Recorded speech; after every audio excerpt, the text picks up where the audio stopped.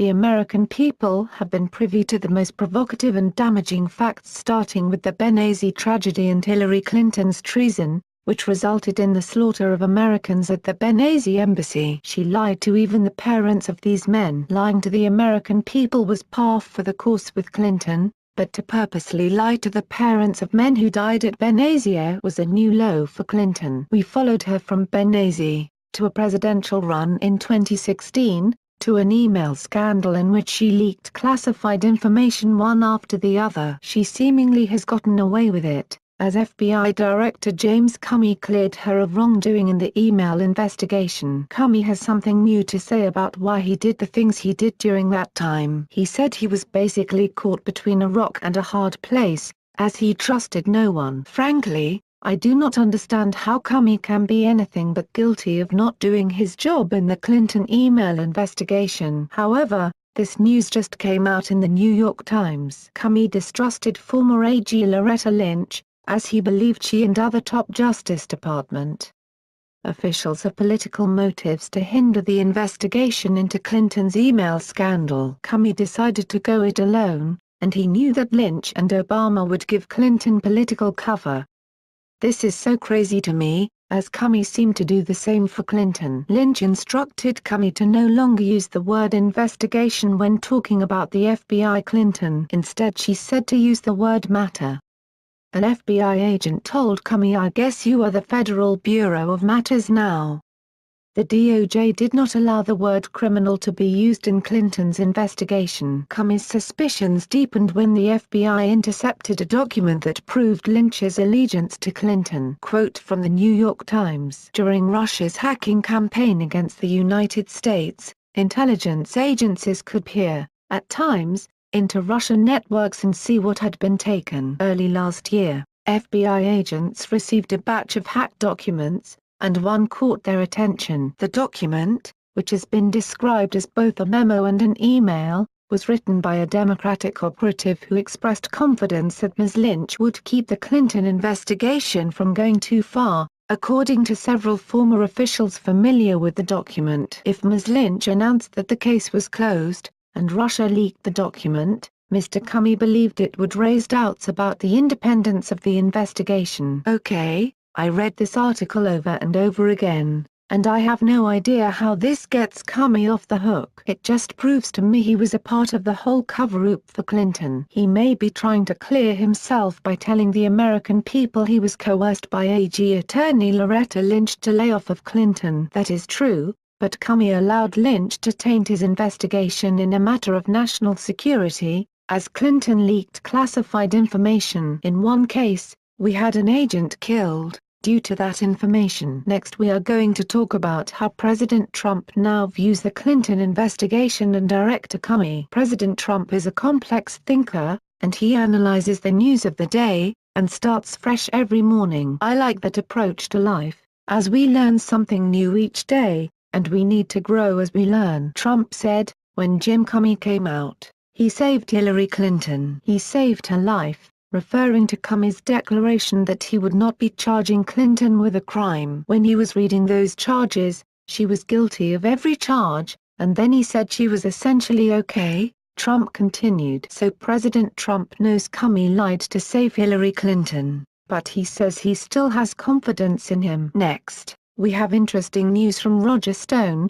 who has been beside Trump for a very long time. He is a politician and an author. He claims, and this is quite something, that Huma Abedin gathered secret information on the laptop she used with her husband, Anthony Weiner. She collected anything she could to damage the Clintons. On November 6, just 2 days before the presidential election, FBI Director James Comey announced that an examination of the laptop had turned up no new evidence against Clinton, who had been under investigation for her use of a personal email server. Stone begs to differ with that, as he says his sources within the new police department say the laptop contains files compiled by Abedin herself that include photographs of former President Bill Clinton in compromising sexual situations. Stone wants the public to know that if any harm comes to him, his friends at the NYPD are prepared to release the files in a dead man's trigger. He knows Comey said that the FBI had found no new evidence on the laptop, But his sources say, "My sources in the NYPD tell me that they are not only not benign, they include corruption, self-dealing, treason, and sexual exploitation of minors." "We are talking about the Clintons," he continued. "My source at the NYPD told me that the NYPD had been pressured by the Justice Department over the Eric Garner case not to contradict the FBI director on the Monday before the election." Garner died as a result of a police chokehold in 2014. And they didn't. "But I still think that those emails will ultimately see the light of day." Supposedly there are photos. My source speculated that the whole purpose of this was Huma's protection file, her blackmail file if they ever tried to screw her. She had everything here that she needed to protect herself. It was insurance. There were compromising photos of the former president, Bill Clinton, in sexual situations. There is a documentary being made about Roger Stone, so we should learn much more in a very short time. For the upcoming documentary, directors Daniel D. Morrow, Morgan Pearl and Dylan Bank and executive producer Blair Foster followed the self-described agent provocateur for nearly 5 years, culminating with Trump's unexpected win over Clinton. Stone, who had no editorial control, hasn't seen the film yet. "I'm sure there will be things in the documentary I like, and I'm sure there will be things in the documentary I don't like," he told THR. "I have 2 tickets. I'll bring a libel lawyer with me for the other ticket." Stone is joking about that possibility. "I actually wouldn't sue," he quickly added. In the film, Stone is dubbed by journalist Jeffrey Toobin a malevolent Forrest Gump.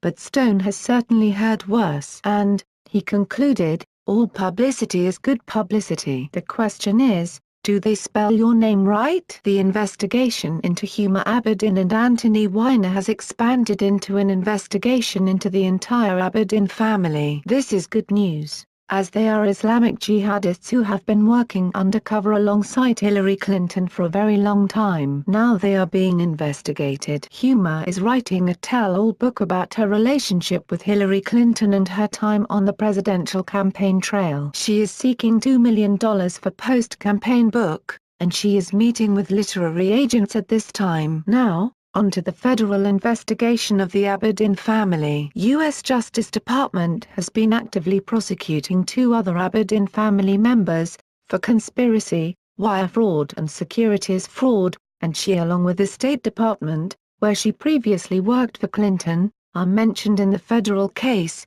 Court records show other documents reveal the same allegedly crooked kin solicited Abedin for help at state in a deal that netted more than $1.2 million in federal grants. Abedin's relatives were major donors to the Clinton Foundation, and Abedin drew a salary from the Clinton Foundation, while at the same time working for the government. Records show that her first cousin, Omar Amanat, is under federal indictment for cheating investors in Kit Digital Incorporated of millions of dollars between 2009 and 2012, forcing the tech startup to go bankrupt in 2013. He has been placed under house arrest as he awaits trial, which is scheduled for October 2. Another Abedin cousin, Irfan Amanat, is under indictment in the same case. He was arrested in December after returning to the U.S. from the United Arab Emirates. Prosecutors say Omar Amanat illegally diverted millions of dollars from investments in Kit Digital for his personal use,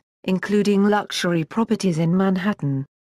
He never disclosed these misappropriations to investors, who were misled about the value of the company by false balance sheets. He has pleaded not guilty. A very shocking aspect of all of this with Abedin's family is Kit Digital appears in State Department emails sent to Abedin from Amanat and a business partner. In June 2009, not long after starting Kit Digital and just months after his cousin was named Deputy Chief of Staff to Secretary of State Clinton, Amanat helped his business partner solicit Abedin for state favors on behalf of Solia Incorporated, which was in partnership with Kit Digital. Summit Entertainment, a film company Amanat held a controlling stake in at the time, also stood to benefit. In May 2010, Clinton helped Solia get access to UN funding by making the U.S.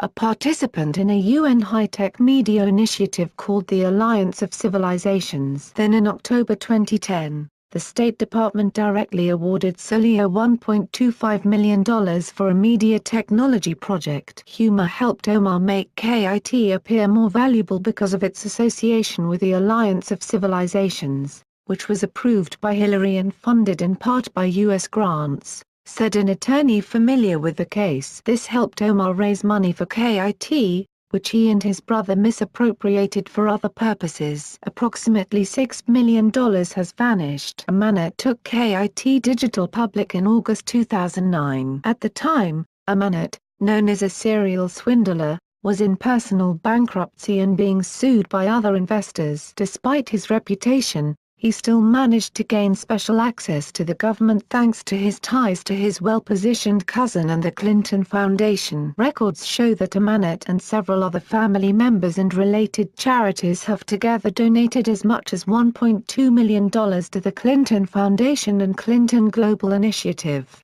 as well as the Clinton Health Access Initiative. Amanet, who personally contributed as much as $25,000 to the Clinton Foundation, was appointed to the Council on Foreign Relations during the time that Hillary Clinton was serving as Secretary of State. While the FBI has closed its espionage investigation into Clinton's unsecured private email server, its public corruption investigation into the Clinton Foundation remains open. It's not clear if this still active probe overlaps with the Amanet fraud investigation. However, investigators reportedly continue to look into alleged pay-for-play schemes involving the Clinton State Department and the Clinton Foundation and its wealthy donors, as well as entities that paid the Clintons millions of dollars in speaking fees. Judicial Watch and other government watchdog groups have charged that the Clinton Foundation was a pay-for-play operation that rewarded its benefactors with State Department favors. Meanwhile,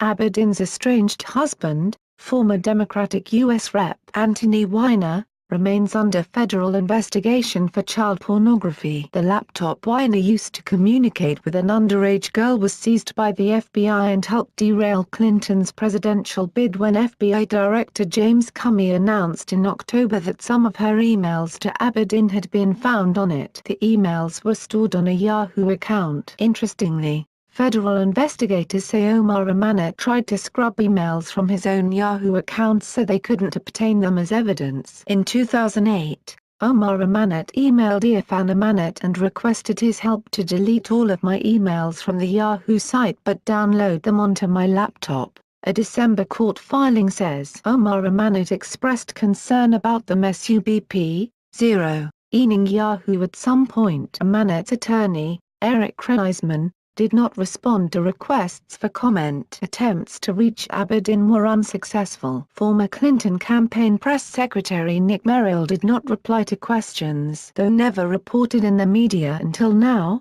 the Abedin and Amanet families are not only related but very close, maintaining roots in New Jersey going back decades. In fact, Omar Amanet's parents, Sharif and Hamida Amanet, once hosted Huma Abedin's parents, Syed and Celia Abedin, at their New Jersey home when Huma's ailing father had to move back temporarily from Saudi Arabia to undergo a kidney transplant. The Amanats helped the couple continue publishing their Saudi-based journal promoting Sharia law from the U.S. In fact, Omar's mother, Hamida Amanet, has contributed articles to the journal. Dr. Sharif Amanet and his precious wife Hamida created an environment so congenial and supportive that without it would have been impossible to function effectively, a recovering Syed Abedin wrote in a 1991 issue of his Institute of Muslim Minority Affairs journal.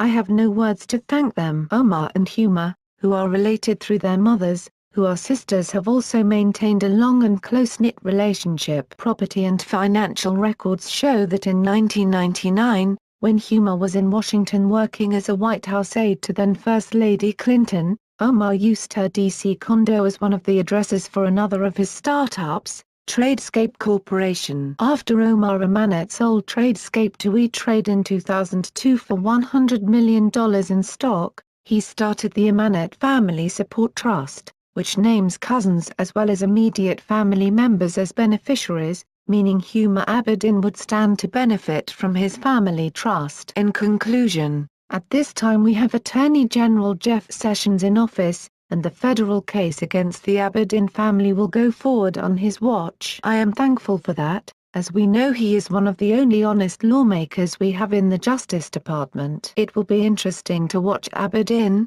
Clinton, and May more squirm as this investigation goes forward. I hope and pray the time will be short before the news starts to trickle out about this. I will try to keep up with it and report what I find. What are your thoughts on this? Please share them with the world. Investment Watch blog helped contribute to this report.